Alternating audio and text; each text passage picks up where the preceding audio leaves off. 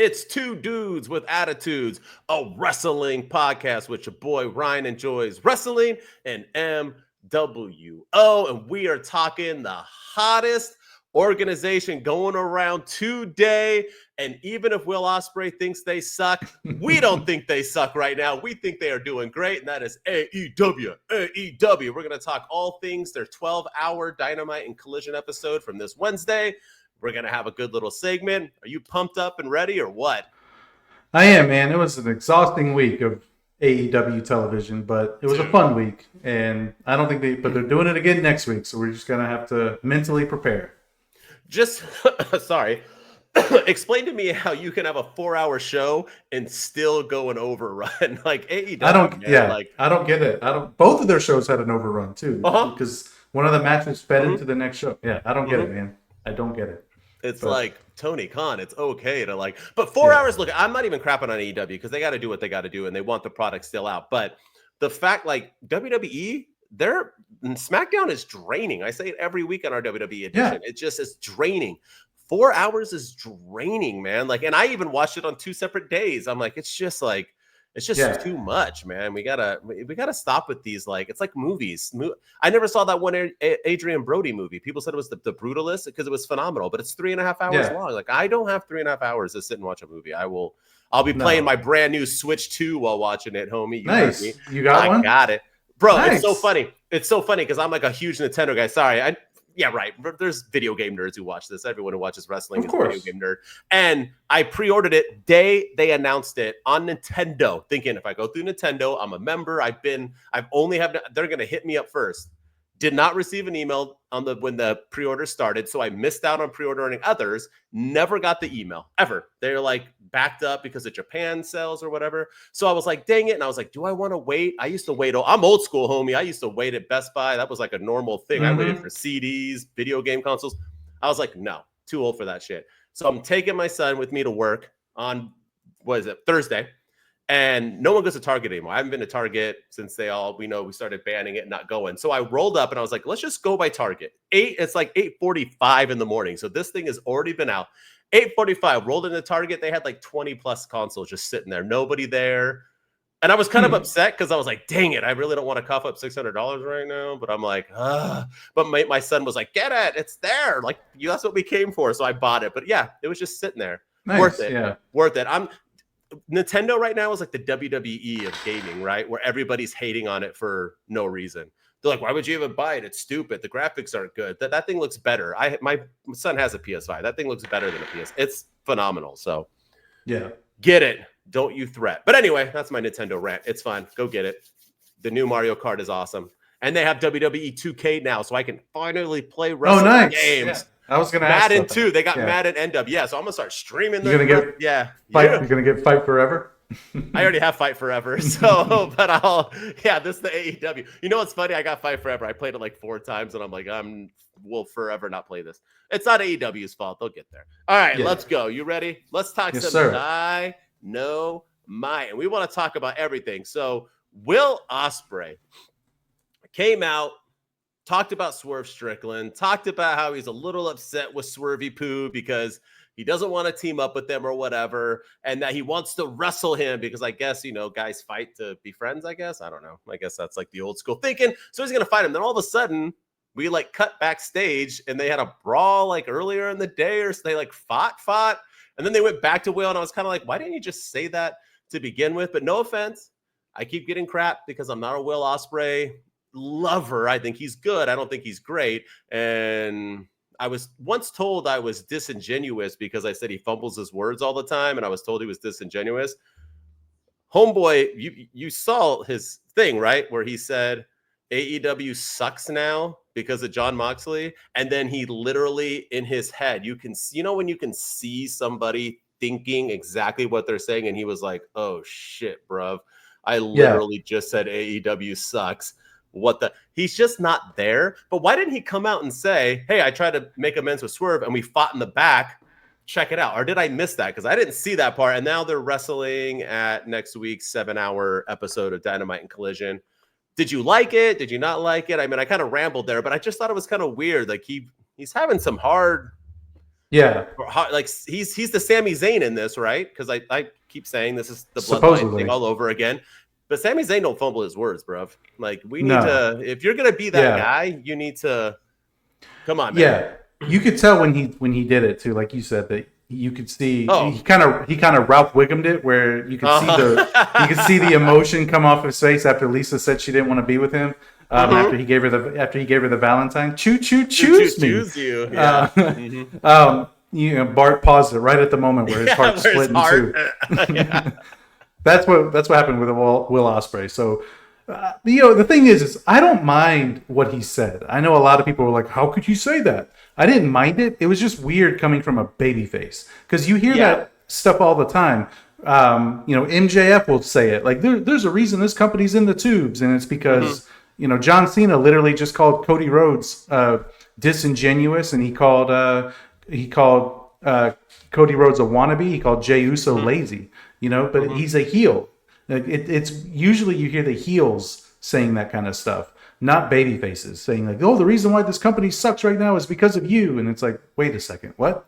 No, it was just weird hearing him say it from that perspective. But I get what he was trying to say. It just didn't come out properly at all. That's the key thing, is that we knew what he was saying. Yeah, because he's right. And we've all been there. I think he just needed to say something in the fact that like AEW as a whole, right, is struggling because Mox has taken over the belt, taken over this, and that's why I want to, get the belt off of you, because you're hijacking our organization and making it worse for everybody. Not AEW sucks. Like you don't just come out and say AEW sucks. Sorry. I know. It's so crazy. When I watched it too, I was like, huh? And then like I rewound it and I watched it again. I was like, huh? And then I went on the internet and I was like, oh shit, here come the WWE lovers. They're gonna freaking have a fun. They're gonna love this one. Mm-hmm. Yeah. My whole thing though is I don't like this story. And like I'm not feeling it, man. I'm not like, I don't know. Like it should be like Hangman Page. And he feels like the secondary character in this story. And I know we're only 2 weeks away or 2 weeks out of Double or Nothing. We have a long way to go to build up to All In Texas and everything. And I get all that. But right now, Hangman Page, it feels like Will Ospreay is the centerpiece of this story. He's the one that's going to get Hangman Page and Swerve working together. He's the one who's going to get, put the trio together to take down the Death Riders. And he's the one that's going to make everything great in AEW again, when it really should be Hangman Page as the central focus of the story. So right now, I just feel like it's the Will Ospreay show when it should be Hangman Page, because it's his story, it's his redemption arc, it's his character that's kind of gone through everything over the last 2 years. And I feel like they're kind of forcing this Will Ospreay thing on us, and I'm not really feeling it right now. Yeah, I respect that. And I think we should talk a little bit more about it on Collision, because we get a continuation of the story there. But something that I was confused by, and that was Jon Moxley and Mark Briscoe. So Mark Briscoe came out and he cut a promo about how everybody said he gave up last week against Jon Moxley. He got choked out and he gave up. And so he said his kids are embarrassed of him, his wife and family, everybody in the world is hating him, and he's going to go out and prove that he does not give up. So what does he do? He wrestles Jon Moxley and legitimately, move for move, the same exact match, gets choked out once again. So make it make sense. My thing is, there's two ways a wrestler's character gets hurt. Number one, having a John Cena promo against them, because John Cena will bury you and point out every single flaw you've ever had and then make everybody realize that you truly do suck. And number two, when wrestlers make promises and make statements and don't follow through, that hurts a wrestler's character more than anything. We've seen it with the Judgment Day. We've seen it with countless amounts of wrestlers like an Austin Theory and other people, where they have this big game talk. I mean, people are complaining about it right now with Carmelo Hayes, that he's talking a big game, but he just goes out and loses all the time. Finn Balor, and it hurts their character. Some recover, some don't. So what say you? Am I off base with this, or did you see a shining light in Mark Briscoe? Like, what was the difference now that I'm supposed to be like, yeah, like you told them, Briscoe, your kids are going to be proud of you this week? I don't disagree with you. I think I don't understand why. And what was funny too was when he first walked in, they show Mark Briscoe backstage, and he's like talking to somebody. And he's like, "Hey, there's a cameraman here. Hey, cameraman, guess what then they quickly like cut away from him and went over to Tony Storm. When he won, yes. Yeah. Why did they do that? I don't know. Tony Storm almost got cut off too, and then they went back to her. They were like, "Oh, she's talking." Like they didn't have the script. I did notice that. I was like, that's pretty funny, and shows where they think of Tony Storm versus Mark Briscoe. But to me, it was more about the rise of Jon Moxley than it is about Mark Briscoe, because I feel like Moxley has lost a lot of his steam recently. Yep. He lost at Double or Nothing. They lost the Trios Championships, and I feel like this should be the time where Moxley's at his best, and the Death Riders are at their best. And I feel like the Death Riders haven't looked as strong over the last couple of weeks, and so I feel like beating Mark Briscoe 2 weeks in a row is a good way to get Moxley back onto the right side of things, get him some momentum going, but. Yeah, sometimes AEW needs to script their promos better because, if you saying things like you have your family there and I'm not going to give up for my children, and then you go out there and you give up for your children, that's really hard to recover from. So that's not a good look. Not a good look. Okay, right? Because what did he do? Like the match was literally the same exact match. It was like move for move, and then he tapped him out. I don't get why even make that statement. Why not just have him say, "Hey, you choked me out. You ain't gonna choke me out this week," and go out there and try to beat him and then lose again. I agree with Jon Moxley. I was not a fan of Dean Ambrose, and I've said this a billion times, and I haven't been a fan of Moxley. I thought his title reigns have been whatever. I think he just tries to bleed all the time. I don't know if he listens to us and checked in, but everyone else does. Right? Oh, yes, they do steal from us. Doesn't matter if you're a 10-year-old kid or a 40-year-old man, you steal from us. But Jon Moxley has been never better. I think I don't know. It's funny because the WWE fans who hate AEW don't ever criticize Jon Moxley. It's AEW hardcores that criticize, which is weird because usually they don't criticize anything, but they're not all Death Riders and Jon Moxley. Just honestly, we talked about this before. When you just think about a pure wrestler, the look, his promos, his wrestling skills, he's not bleeding all the time anymore. He's figured it out that you can do better without that. That dude is a star. Like when you look at him, this is why AEW is important because of him. And when I see him, like I said, when I see Will Ospreay coming out in his baseball hat and he just doesn't look like a star. He just doesn't. Who in AEW can you even compare to Jon Moxley right now on the level? Like there's levels to this, bruv. I honestly think it's Jon Moxley, and he's I think more so than Cope, Adam Cole, anyone from WWE that's come over, and I think he's way higher. I think then it's Hangman and Swerve, and I think they feel like stars, but I still feel like there are a few floors below Mox. Just his presence alone, and we'll get into it on Collision, but just him. He just you can smell it. Like when Cody came back from AEW, you just can smell it. You're like, this guy's a star. Like he's gonna his presence alone, like MJF. Oh, MJF. Okay, he's MJF. Yeah. I'd say MJF and Mox, or I think MJF's above Hangman and Swerve, and that's not a diss. I think Hangman and Swerve can carry. Yeah. I think they can carry AEW for sure. I mean, am I off base with that? I don't get why people hate. I mean, anything he does, it's perfect. Yeah, no, I like what Jon Moxley's doing, and I've been saying it since the beginning. I don't understand all the hatred for the Death Rider story. I think it's actually been one of the best stories AEW's told, and it's done exactly what it's supposed to do. It's helped elevate Adam Page. It's elevated the Death Riders. It's elevated Jon Moxley. And now we have Darby Allin in the mix, and he was never a championship contender before. And we've made stars out of this. Daniel Garcia has risen from this. So many other people by getting the rub from the Death Riders. So I think I think it's worked, and I like what they're doing with this story. Okay, random thought. After Mox is done, does he leave? AEW? Yeah. No, I don't. I think he's there. I think he's their Roman Reigns, where he can come and wrestle whenever he wants. He can come and do whatever he wants, and they'll pay him. I mean, there's rumors that Roman Reigns might be getting cut from WWE. Oh my gosh! but no, I think Moxley has earned he's in AEW. I don't think he'll ever go back to WWE. I think he's going to stay in AEW. But they don't have part-timers. Like their part-timers is because Tony Khan doesn't book them. They're not like part-timers. Mox has never been a part. He's had the rumors from, the Sean Ross Dumbs of the world that say that he's going to, take a vacation. He never has. He's wrestled nonstop. I'm not saying it's going to happen. I'm just throwing it out there that sometimes people like Cope, get to a point to where they've done everything they can ever do. Yeah. Why be there? He's still best friends with Seth and Roman. He's still like, I'm just saying. I know WWE is dying right now and about to go out of business. Yeah, it won't be around in 2 years. So he'll be AEW will absorb it. So yeah, they'll all be Triple H will be reporting into Tony Khan any minute now. So Triple H is getting fired in a couple days. If you don't, right. You heard. Yeah, because of The Rock. Yeah, The Rock is the reason. But The Rock's also going to get fired because he's also in. Yeah, it's just a whole. Everyone's getting fired. Thanks, Jonathan Coachman. All right, well, let's move on. But nonetheless, that was just a thought in my head because I just feel like this is his 18th reign. I mean, what is he going to do after this? What does he have to do after this? I mean, I know I think now he's earned it that he could be a Cody Rhodes if he did go back to WWE. I'm just saying. And I guarantee you there's a part in him that thinks like, maybe I do want to have that. He never had that as Dean Ambrose. They effed with him way too much.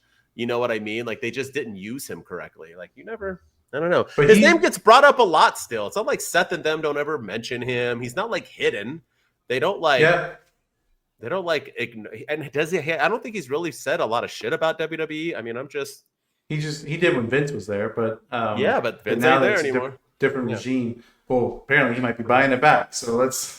We don't know. Oh my god.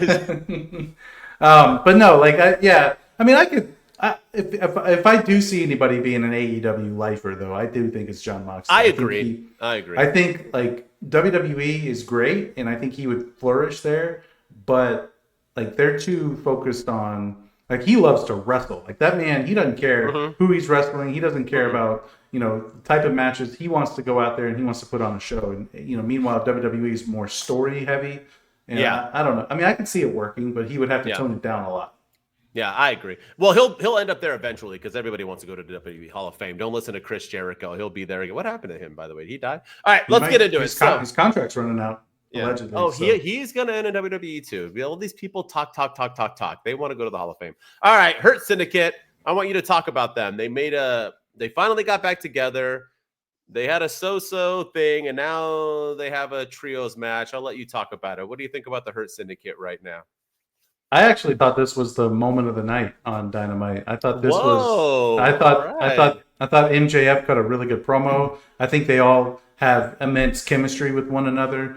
The only thing I don't like is, are they baby faces or are they heels? Because the crowd, this was the most energetic the crowd was all night. Because before they could even say a word, they were cheering for MVP. They were cheering for Bobby. They were cheering for Shelton Benjamin. And then they got to MJF, and before he even said a word, they booed him out the building. It was fantastic. And then Bobby Lashley got the crowd to flip on him when because he was from Colorado, and he was like, "Hey, how do you feel about Colorado compared to Texas?" And he did the thumbs down thing, and then the crowd gave him heat for that. So I actually thought this was a great way to inject some life into that crowd and inject some life into the show.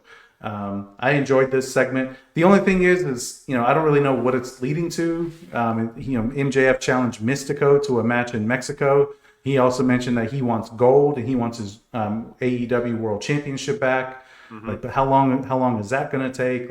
When is he going to get? Yeah, and I don't know. It's just So there were some highs and lows from it, but I think there was more good than bad. I could have done without the Mike Bailey stuff. I could have done without the promo from those guys, and I like how MVP called one of them the Blue Ranger, and it was they had some good one-liners in this episode. So yeah.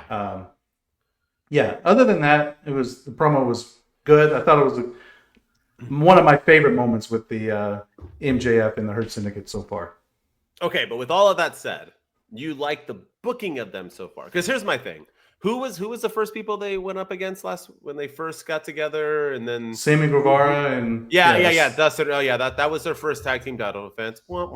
Now they're gonna have their first ever trios match against one Mike Bailey, Commander, and Kevin Knight. Now I don't think too highly of any of these people. I do think Commander's fun. I do love that he can do that ropes thing. I could never do that. Yes, I think Commander is fun. He's just as great as Penta and everybody else.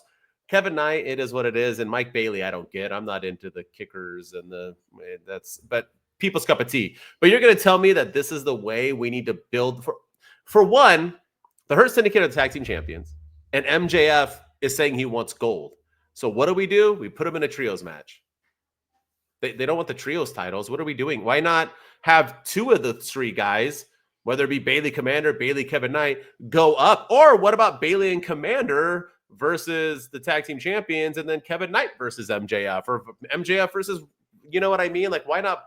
If this is what they're stating, I don't like that when we state things and then we don't follow through. And I think AEW does that more so than WWE. Like, I agree, their promos are great, but that's going to be anytime they come out, man. Between MVP and MJF, those are 2 of the top 5 best promos in AEW. And Bobby Lashley and, Shelton Benjamin just, earned all the houses and did everything to earn their way up to AEW from WWE. So they're already clear. They're good. So, I mean, it's just like, you know what I mean? So I'm all for that. I just think we need to, like, the Hurt Syndicate right now is minus Hangman Page is probably the hottest thing going on in AEW. Let's, like, give them some damn, like, stuff to do other than wrestle 3 guys that I don't care about. Yeah. Well, later on they teased a match between Bobby Lashley and Will Ospreay, which I'd be down to see. I thought it was MJF and Will Ospreay. Well, it was when MJF had the segment with Will Ospreay, but the last person to leave the scene was Bobby Lashley. Right. He tapped him on the shoulder. Yeah, fixed his shirt. We've been teasing that forever. I mean, MJF was kissing Will Ospreay before he was even talking about the Hurt Syndicate. I get that, but who's going to win that? You're going to put Bobby Lashley against Will Ospreay? That's like 2 guys that really can't take an L right now. I mean, I don't know. And they're doing 2 different things. Like, Hurt Syndicate isn't even involved in the whole save the title thing. I don't know. Yeah, I get what you mean. I just think there's other people around right now that have bigger names that they can kind of build themselves off of, and I think we need to keep the tag team division. Let's not start WWE. Let's not go WWE and like Monday Night Raw tag teams, Well, let's get into Collision. Collision had an overrun. Kenny Omega wrestled, won, and then later on in the Collision episode, we had him face to face with Okada. What did you think about this? And then later on in the night, we stated the obvious, and they're going to wrestle title versus title at All In. Let's hear your thoughts. I mean, everyone's excited about this. I don't really care all that much. I know that, everyone's excited to see Okada and Omega. I think it's 5.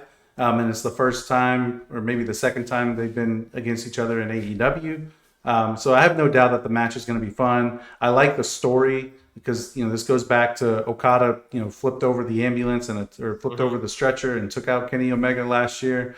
So I'm digging all that. I don't know, like, this has been brewing for a long time now. So I feel like you said, they're stating the obvious, and that's all this was. So now we're finally getting there. So hopefully we get a great match out of it, and we get some closure to this story.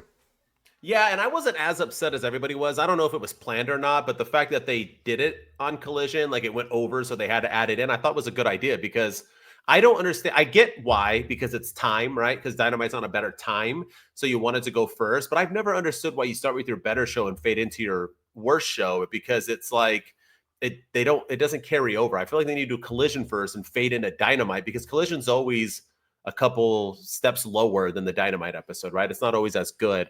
So I liked that they had that because it brought intrigue, right? Let's see what the heck's going to go on with Ken Omega and Okada. My only thing with it, though, is that I love AEW fans. I'm an AEW fan live because I can't afford WWE anymore, so I only go to AEW events. So I'm all for it. I love it. I love the atmosphere. But, bro, you're going to chant holy shit when Kenny Omega and Okada are standing like save holy shit moments when they've never wrestled. We don't do holy shit moments when we've seen them wrestle 2,000 times. I thought it was so like, what are you guys chanting holy shit for? Last week, Will Ospreay, Swerve Strickland, and Hangman Page were in the ring together, and they all 3 got a holy shit chant. Yeah. And I was like, why?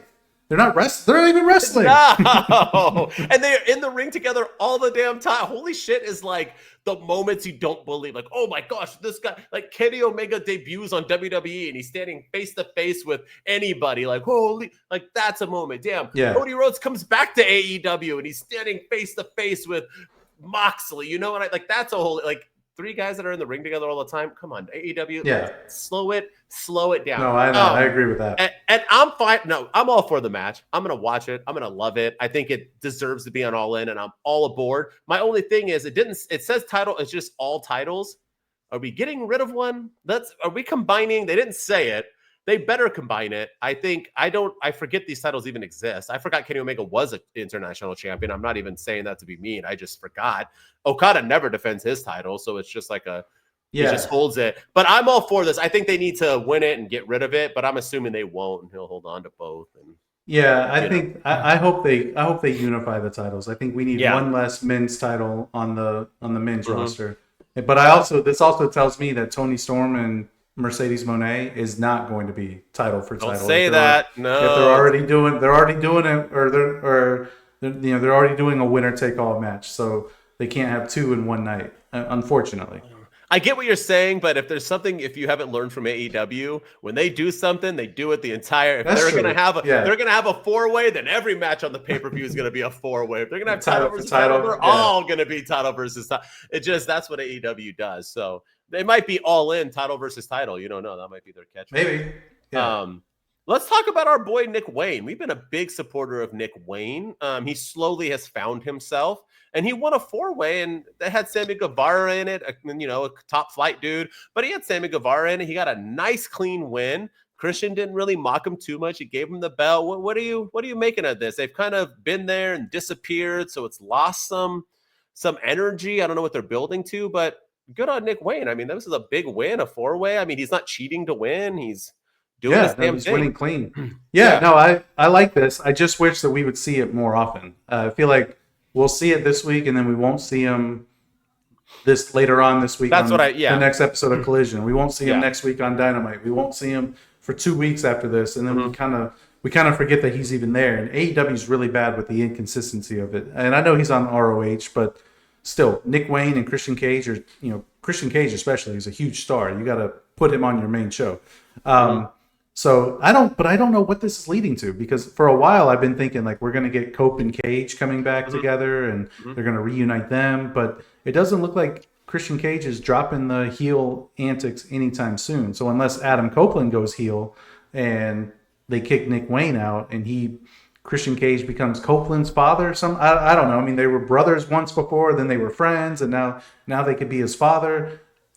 I don't know. That's the only thing I can think of, but I like what they're doing with Nick Wayne. I feel like they need a good young star to kind of build the future of the company around. And I don't know if he is the future or not, but they need somebody to kind of in that mid-card scene that can have great matches and have a good character. And I think he's that guy. I think he can do it. We just got to see him more.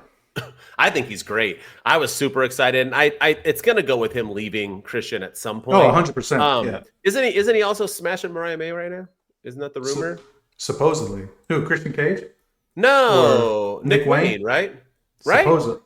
Did I hear that? I hate the rumors, but I saw a picture of him and Mariah, and it said like Mama May is proud or Mama Wayne is proud or something. Isn't he? Which is kind of weird because she just left. Usually if they leave, they're not. Yeah. That's Nick Wayne. No? Let me see. Incorrect? No, you're right. No, there's a rumor. Yeah, there's a rumor, but nobody really knows if it's true or not.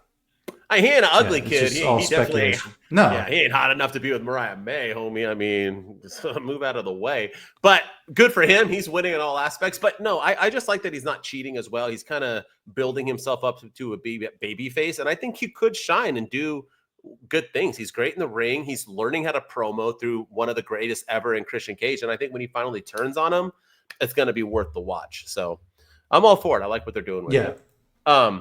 All right, let's end it off. I do too. Let's end it off. We had Hangman Page and Will Ospreay. So Ospreay had a match. He's starting to get jumped. Hangman Page comes and makes a save. Then the Death Raiders are coming to jump him, and Ospreay then comes back because he left because Hangman Page cut a promo. So then Ospreay's like, "No, I need to come back, bruv," and they run it off.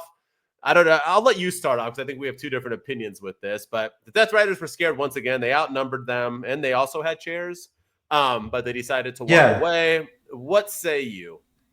Yeah, it was like 4-on-2. Like, why are you so scared? Why are you running off? And you have chairs. And they also had chairs. And you have the Marina Shafir thing too. Mm-hmm. Like they can't hit a woman. So is she getting hotter every day, or is it just? Oh yeah, she is. Man, she's like this week when she was walking in to Dynamite and she's just looking at the camera every week. I was like, nice work, Roderick Strong, way to go, right? Bro. But right, and I've known her since she was like, because I've been an MMA fan forever, so I remember when she was like that little ugly girl with Ronda Rousey trying to make it in MMA, and then she came over. Like, man, she is like sometimes some of us age, and again, like fine wines. Yeah. And again, the Death Riders, they have made her into something credible. 100%. She did nothing in AEW. Yep. And now she's, a hot commodity. So shout out to them. The same thing with Willow. So this again just proves that the story is working. Who also is looking good, fine too. God damn. But yeah, I don't know. This was the cheesy part of the story to me. Like it should have been Hangman Page and only first of all, Hangman Page's character, I know like he's like a good guy now, but is he the kind of guy that should be helping Will Ospreay? Like he's helping him to his feet and he's like tapping him on the shoulder and caressing him and making sure he's okay. I'm like, is that really like your character right now? Now in his promo, he explained it. He was like, if he says he has my back, then I'll have his back. And that's why he came out and made the save. So I get that. And I appreciate that. And then he went into his tirade against Swerve Strickland and how he will never work with Swerve. Now, we talked earlier about promises, like Mark Briscoe promising that he's going to, to his children that he's not going to tap, and then he taps. Hangman Page looked at the camera and said, I promise all of you that I will never work with Swerve Strickland ever. So, if he ends up working with Swerve Strickland, is that going to hurt his character as well? Is he, he's going to lie to the fans? So there's that whole aspect. But again, this feels like the Will Ospreay show. They Will Ospreay was the one that got attacked, and Hangman Page came and made the save. And then Hangman Page was outnumbered by the Death Riders. Where first Moxley just popped up out of nowhere. I don't know where the hell he came from, but then, he was in the ring like magic. Yeah, I was like, where were you? But then.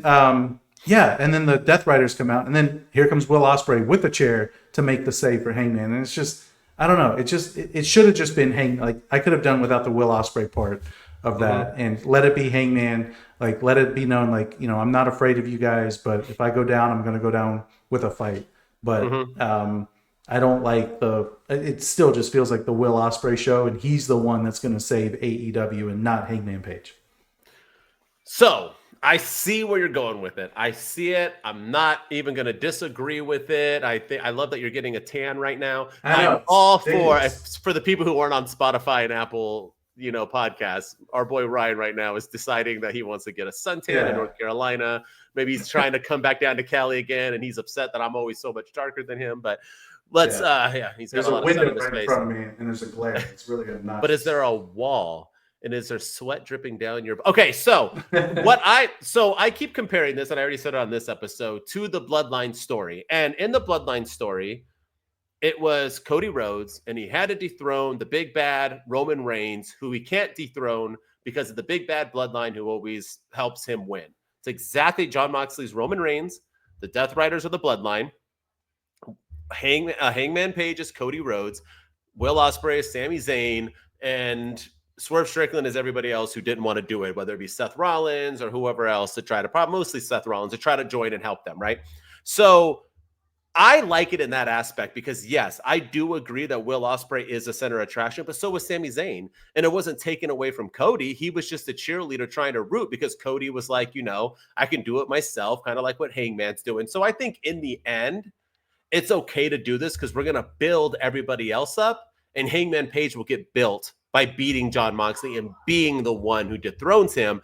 And then he's going to have to face all these people eventually. And now he has a whole bunch of competitors because they were built up trying to get him there. So I'm okay with it. I don't mind it in that sense. I think to get to where you need to get to, you got to push people more. I don't know why they think Will Ospreay is that guy. I think he just doesn't have the chops to do it with his mic skills. And just like he said, he's not Sami Zayn. I think he could have chose somebody else. Shoot, I think Cope would have been better than Will Ospreay. And then you could have been trying to build Will Ospreay and Swerve to join instead of that. And I think Cope will get involved eventually, to be honest with you. But I'm okay with it. I mean, and I don't care if they're stealing it or it's just a similar idea. I don't give two shits. I hate when people are like, they've already used that. Well, everything in wrestling is going to be not new. It's hard to come up with new ideas. Wrestling's been around for a freaking century. But I'm all for it. I think it's great, and yeah, man, it worked for Cody, it worked for the Bloodline, and I think it's gonna work for Hangman Page. I think it's gonna feel special when he finally defeats Jon Moxley at All In. So yeah, that's just my take. Yeah, I hope that this is leading to something just like that, and I hope that they're forming their own like little Super Avengers team that can take on the Death Riders, and hopefully it's Will Ospreay and Swerve Strickland, and they're there to just neutralize Claudio and Wheeler Yuta and Pac whenever he comes back, and Hangman Page can focus on Mox and Mox only. I think that would be better as opposed to having it be Will Ospreay giving the pep talks all the time to Hangman Page. Hangman Page doesn't need a pep talk. He can do it. No, he doesn't. And I do think, though, like you said, to accomplish that, though, you can't have two men with chairs running off four dudes with chairs. It just doesn't work. They need to keep getting beat up, because if they're running them off and it looks like the Death Riders are afraid, then why do you need Swerve Strickland? Why do you know what I mean? Exactly. You have to make it. That's the only thing I think they're doing wrong. You got to, and I know everybody's, go ahead. We compare it to WrestleMania 40. Remember Bloodline Rules, Cody Rhodes was getting annihilated by The Rock every single week. That's what they need to be doing with the Death Riders and Hangman Page. They need to continue to be built strong going into All In, as opposed to sissies running off with chairs. Yeah. And maybe the Death Riders start beating up on Swerve Strickland to get him. You never know. We got All In ain't around the corner. We still got time. So yeah, maybe. All right, that was our weekend review. It was a long day. I don't like it. But they still did a good job, and I like where AEW is going. I think they're building up great storylines and so on, and putting on big matches. And man, if you are a luchador fan, you must love pro wrestling right now, because they are all over WWE, all over AEW. We are pushing those luchadors heavy. I'm all for it. CMLL and AAA getting a lot of love from both sides. All right, you ready? Always ready, man. All right, our segment is a rest in peace to our homie Carlito, who passed away from WWE this week and was released from the company. And I want to say, we did this segment, That's Cool, That's Not Cool, before he was ever back in WWE. We've always shown Carlito love. I think we should have him as a guest. We don't ever do guests. I think we should try to get Carlito as a guest. I would love to. We've always loved him. We've always given him respect, and we think he is cool. I even did a TikTok where I did not cool. That's not cool. Yeah. I said we got to pay our respect to the one. And I will say, Carlito. When they brought Carlito back, I was excited, but then they took his theme song away, and they took away what made him great, which was the apple. I get, like, he was great in Judgment Day, don't get me wrong, but part of what made him cool was the apple and spitting it in the face of people who didn't want to be cool. And they took that away from us immediately. I know. And I never found out if him and Raquel Rodriguez are going to fall in love or not. Whoa. Yeah, I know. She started hinting she was jealous. She didn't want him to eat the apple that Roxanne gave to him. And yeah. I was getting excited. Yeah. And then Triple H went and fired him. All because TKO is in debt and Vince McMahon's coming back. Dang it. Yeah. Dang it. People are so stupid, man. I know. If Vince McMahon comes back, people just say stuff without thinking. Like, that means CM Punk is coming back to AEW because he ain't working with Vince McMahon. That's what he said. One of the reasons, I would never work with Vince McMahon ever again. He said that in many an interview, and yet people are like, oh, we need Vince back. I'm like, okay, well, Tony Khan, pick up the phone, call CM Punk, because he's coming right on back. Why in the world would TKO buy WWE a year ago and sell it back already? They are going to make I don't think people understand TKO and who they own. I know this whole fake debt thing. They make so much. UFC is the most money they've ever made. WWE, whether we like it or not, they're still selling enough tickets and getting enough money elsewhere to make it's the dumbest thing I've ever heard. They're not selling at all. All right, let's get into it. So this segment, we're going to say a couple statements, and we will respond by saying it's cool or not cool. Ryan, what do you got for me? All right, I'll do. All right, that's cool. That's not cool. AEW bringing in women's tag team championships. We talked about this last week, but now, Ty Mello came back. It looks like it's more likely than ever happening. So is this cool or not cool? I'm going to say that they will bring him in. Yeah. That's cool. That's cool. Yeah, they need to bring in. And I'm surprised they haven't already. I just don't get it because they've always kind of been ahead of the game. There it is. That's cool. They've always been ahead of the game against WWE and stuff with the women's division, and the fact that WWE has the NXT tags. They had, and they have all these, they have women's tag teams, although they don't ever defend them, but they still have it. I was surprised. NXT and AEW have always been the best at promoting the women. I was surprised by that. But yeah, I think they have enough talent, and they have too many women now who are really uber talented, like a Julia Hart and even this new Megan Bank, who are just now kind of floundering. You know what I mean? We had poor Queen Amidala trip over her high heels, and good thing the camera wasn't on her when she ran out to make a save or go up against that new girl. So I was surprised with that. But yeah, it's kind of sad. It's a waste. So the tag team women's division could help make, give those people who deserve a spotlight. So yeah, I'm all for it. 100%. Yeah. I mean, Ty Mello, Anna Jay, Penelope Ford, Megan Bain. There's so many women out there that, there's so many more. Deonna Purrazzo and Taya Valkyrie. There's so many people that are tag teams in AEW that aren't getting used. So bring them in. I agree. And I honestly thought that was going to be Tony Khan's special announcement that they were teasing all night on Collision, that they were going to bring in women's tag team championships. And it turns out that it was Tony Schiavone's special announcement that Tony Khan has made Kenny Omega and Okada official for All Out. Womp womp. I know. Yeah. All right. This is more of a statement. Are you ready? Yeah. I'm going to throw it out there. FTR is currently, including WWE, NXT, the Indies, AEW. FTR is currently the best they have ever been. Cool or not cool? That's cool. I think they are. I think they're at their very, very best, the most interesting they've ever been. Before, I feel like they're way better as heels than ever. I mean, their entire AEW run is way better than their WWE run ever was. I mean, they were getting to a point where they were shaving each other's backs on Vince McMahon television. But we need Vince McMahon back in WWE so they can shave each other's backs. Like, come on, people. But yeah, I mean, their babyface stuff was a little stale. It was just like, I'm a better wrestler. We're a better tag team. We've been around. So have you. We're legends in this business. We respect each other. They didn't really have any substance to their character. And now they're heels, and they're just ass-kicking machines. And this is the most interesting they've been. And I'm 100% digging everything FTR is doing. They are at their absolute best. And they don't even have titles right now. And usually FTR is kind of like the Charlotte Flair in the tag division, where they have to be in the title picture or else they don't really do anything. And right now, they're doing their best, and they don't have championships. So mad props to FTR right now. Yeah, I fully agree. I even like when they were leaving their backstage, they did like their best Shawn Michaels, where Dax was talking mess to him, assuming to a fan. They didn't show the fan, but he was pointing at him. He laid on the apron, was like, pin me, and had, Stokely come over and fake pin him, and this just talking mess. I love it, man. They're at their absolute highest. I think they're the best tag team right now, and that includes the Hurt Syndicate. They're killing it, man. Sometimes you just need to be a heel. Sometimes you just need to embrace it because it's so easy to get people to hate you. So, and they're a perfect opponent for the Hurt Syndicate. Like, the Hurt Syndicate are over as they can be baby faces, they can be heels. Put them against FTR, and have to put their titles on the line. Give them an actual threat. I agree. All right, what you got next for me? All right, let's do this one.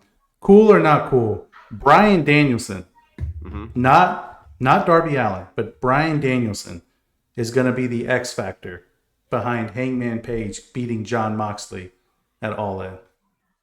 It's funny. I have a same type of question with different people. Man, is he even still around? He doesn't want to wrestle. He's retired. Jon Moxley basically killed him off last year at All Out. Worse than to Darby Allin.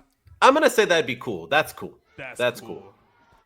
I don't think it's going to happen because I think if it's any legend coming back, it's going to be Cope. I think he's going to be the one that is the X factor, but I think that would be cool. I wouldn't mind seeing Daniel Bryan come back or Bryan Danielson come back and do his damn thing. Yeah, I like that. I just don't know how because AEW can have him do it and then disappear off TV. They don't have follow through. So we still have All Out, so he could come back and cost Moxley at All In, and then we get Moxley versus Danielson with non-title for the revenge match at All Out. Yeah.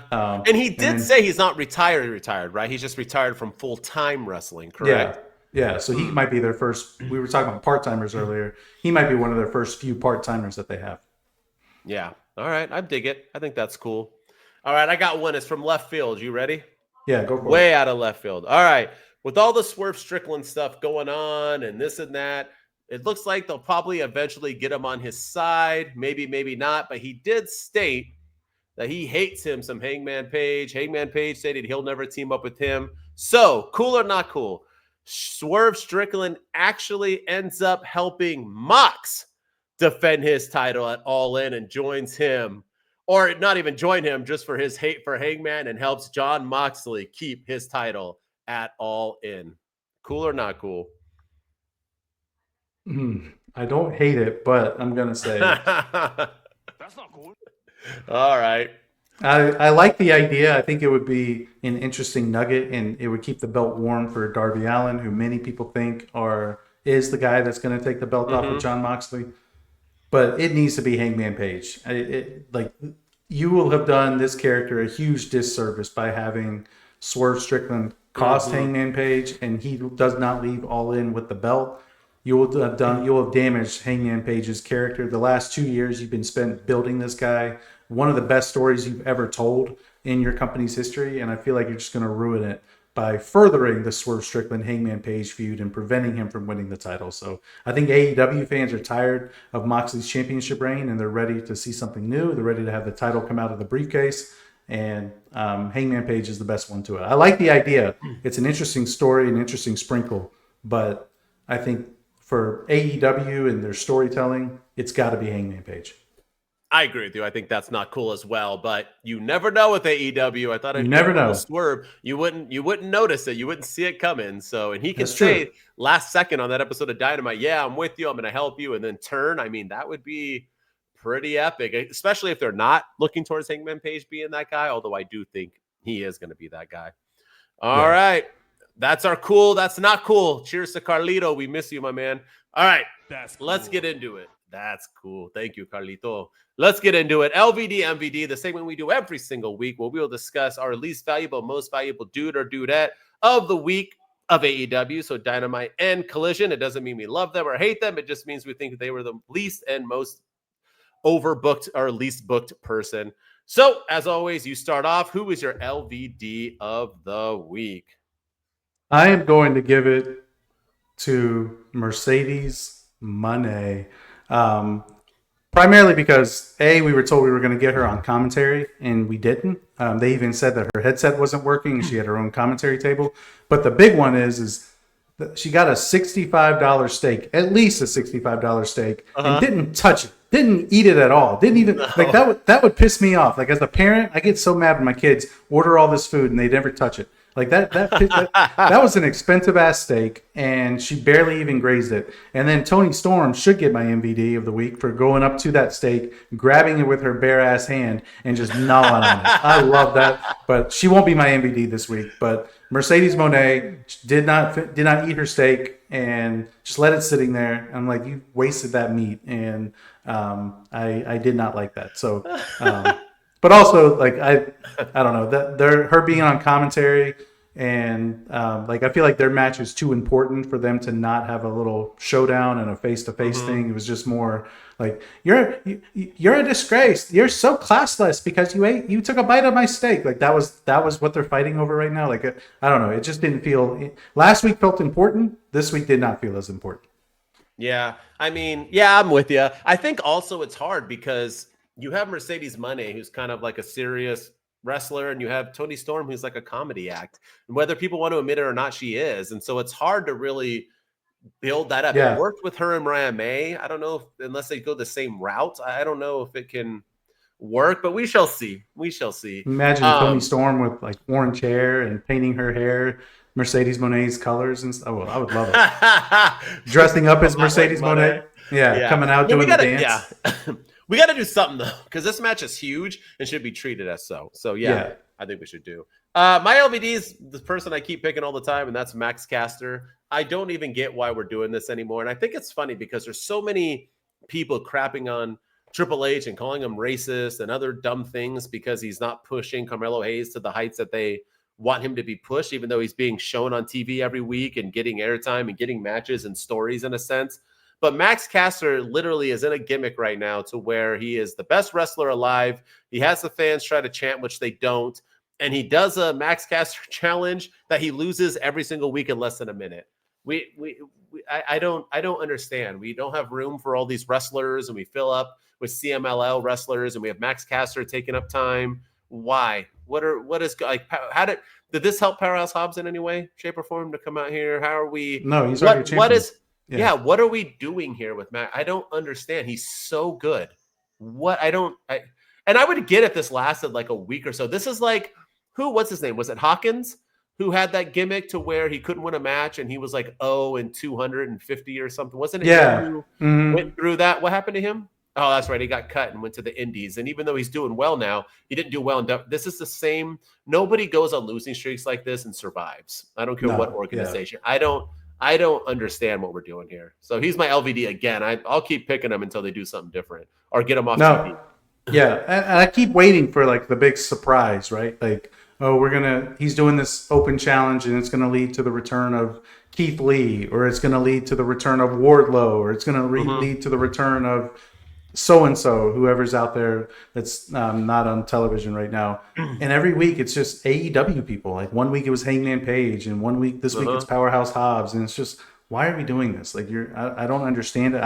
Where are they going with it? It feels like it's like, oh, this is fun. The crowd seems to dig it. He gets heel heat. They do the stupid chant. But like, what's the next step? Like, where does he go from here? And I don't think they have that planned out.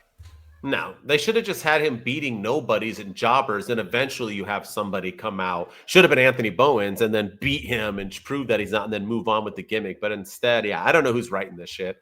All right, Let's end on a positive. Who is your MVD of the week?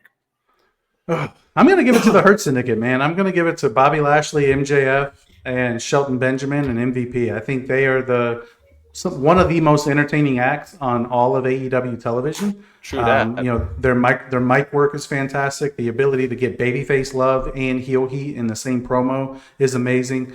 Everybody still hates MJF. Like, before he could even say a word, they're booing him. It's just fantastic stuff. And then, whenever this breakup eventually happens, it's going to be great, and it's going to be whether it's MJF turning on them turning on MJF. It's going to be must see TV. And every time they're in the ring, like I watch their segments, and I think they're some of the most entertaining parts of the entire show. So right now, this whole addition of MJF to the Hurt Syndicate is working, and they need to keep it going for however long they can. I agree. Well said. I'm going kind of the same route. I like how they're being booked, and that's FTR. I think they were just gold this week. I like their tag team match. I like how they won. I like the way they interacted afterwards. They're acting like true heels. John Cena, do me a favor, watch FTR, take some notes on how to be an they don't care. Heel. I love it. I love everything they're doing. They're adding in Stokely with it. They just feel like that type of heel group that you're going to eventually want to see get their butts kicked. I'm all for it, man. So yeah, my most valuable, which could have been a few people, was one FTR. Yes, sir. Yeah. No, for sure. It was a good week for AEW. There was a lot of standout performers.